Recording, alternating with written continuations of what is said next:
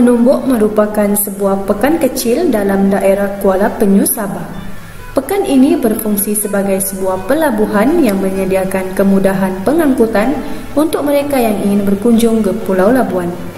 Apa yang menarik lagi dalam pekan kecil ini ialah kebanyakan penduduk terdiri daripada pengusaha burung walit.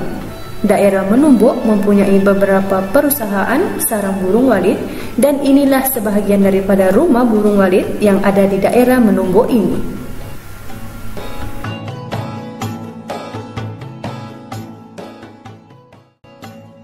Salah satunya diusahakan oleh Pangeran Haji Jafar bin Pangeran Haji Othman yang bertempat di Kampung Bekaran, Jalan Kubur Cina. Menurutnya, sudah 8 tahun beliau menceburkan diri dalam industri burung walit ini.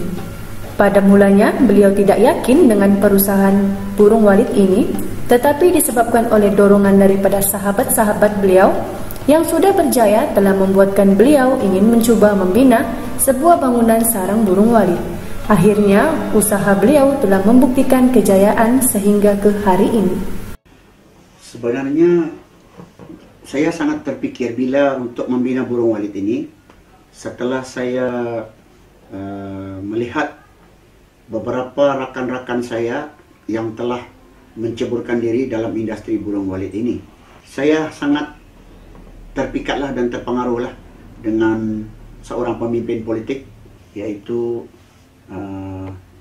mantan yang berbahagia Datuk Haji Karim Bujang, yang telah memberikan saya semangat dan memberikan saya tunjuk ajar dan bimbingan untuk menceburkan diri dalam perusahaan industri burung walit ini. Apabila saya berani untuk melabur membina sebuah bangunan konkret yang bersaiz 3 tingkat dengan ukuran 50 kaki kali 50 kaki persegi. Jadi hari ini telah membuktikan keberanian saya dalam cabaran untuk membina rumah burung walit ini telah terbukti, yang mana telah dapat meningkatkan ekonomi keluarga saya dan diri saya sendirilah. Di Sabah ada terdapat 4 spesies burung walit.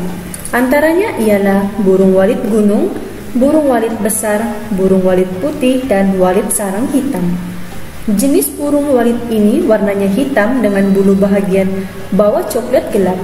Burung walit putih pula biasanya mempunyai jenis sayap yang lebih kuat.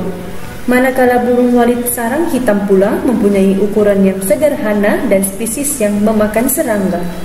Burung walit gunung pula sejenis yang terbang dalam kumpulan dan dekat pada tebing atau puncak gunung. Pembinaan rumah burung walit ini bergantung kepada saiz bangunan yang hendak dibina dan anggaran bajet juga bergantung kepada kemampuan dan saiz rumah burung walit itu sendiri. Pada peringkat awal, Haji Pangeran Jafar menggunakan saiz bangunan yang standar dan sesuai serta tidak memudaratkan pengusaha, yaitu dengan kelebaran 18 kaki dan 50 kaki panjang.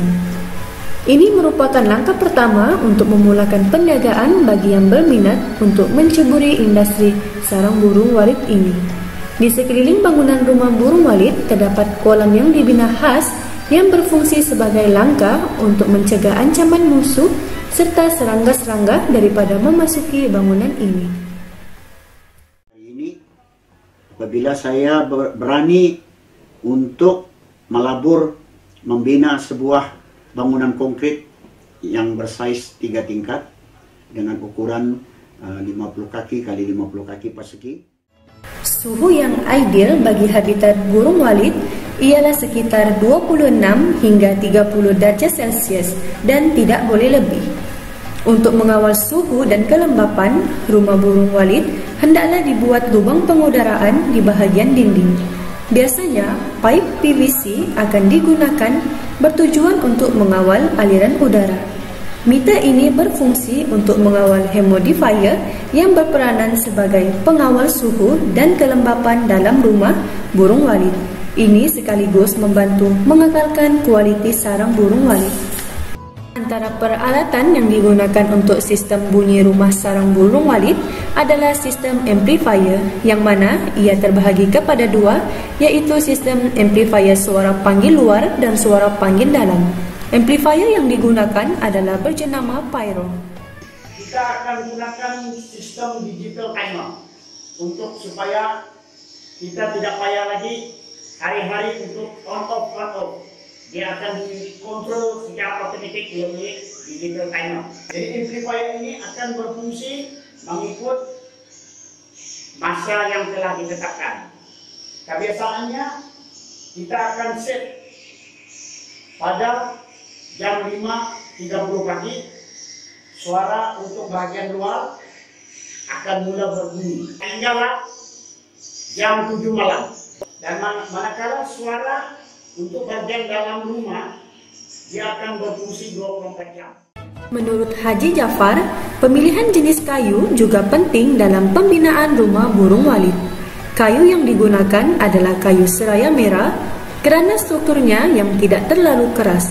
Permukaan yang kasar akan memudahkan burung walit mencengkam di sirip. Ukuran papan untuk sirip adalah dari ukuran saiz 1 inci hingga 2 inci. Ini adalah papan sirip tempat burung bersarang. Ini pun diri khas juga ini papan. Ini ketebalan dia ni berapa, saiz dia, tebal papan. Dia saiz dia 1 inci kali 6 inci.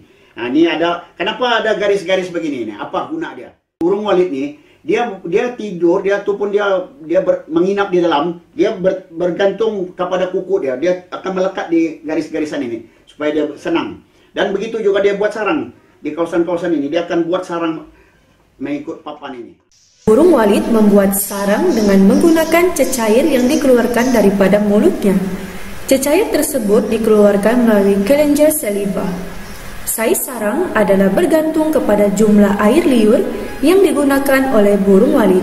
Burung walit yang sihat dan sudah matang mampu membina sarang yang besar dan kuat. Menurut beliau, hasilnya boleh dituai atau dipungut pada minggu kedua atau ketiga selepas burung membuat sarang.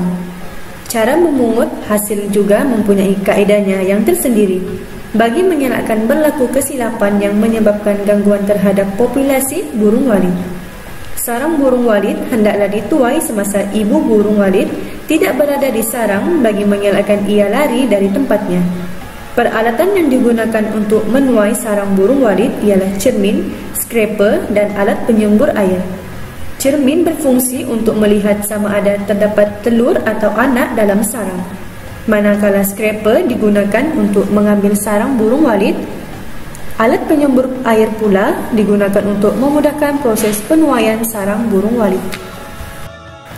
Selepas proses penuaian dilakukan, sarang burung walit akan dihantar ke bilik penyujukan bagi proses pengeringan dan memerlukan masa kira-kira 2 jam. Proses pengeringan dan penyujukan ini bertujuan untuk menjaga kualiti sarang burung dan menghalang pembiakan kuman.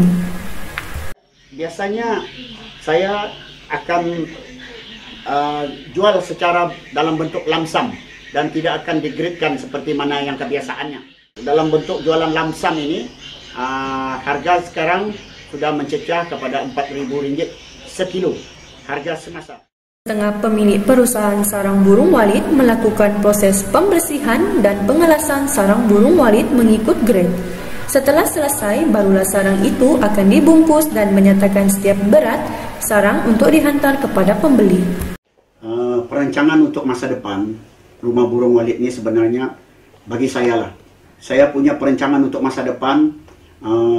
Saya sudah coba berbincang dengan beberapa rakan yang telah pun bergiat dalam usaha memproses sarang burung ini untuk kita bawa supaya industri ini dimasukkan ke kampung-kampung supaya pengusaha burung walit ini senang untuk memasarkan sarang burung ini. Kalau boleh masyarakat kita yang ada sekarang ini pun bukan saja orang kampung, malahan kepada yang pelajar-pelajar lepasan universiti yang kadang-kadang keluar universiti pun tidak dapat kerja bertahun-tahun, ada baiknya boleh mencuba mempelajari ilmu industri burung walit ini.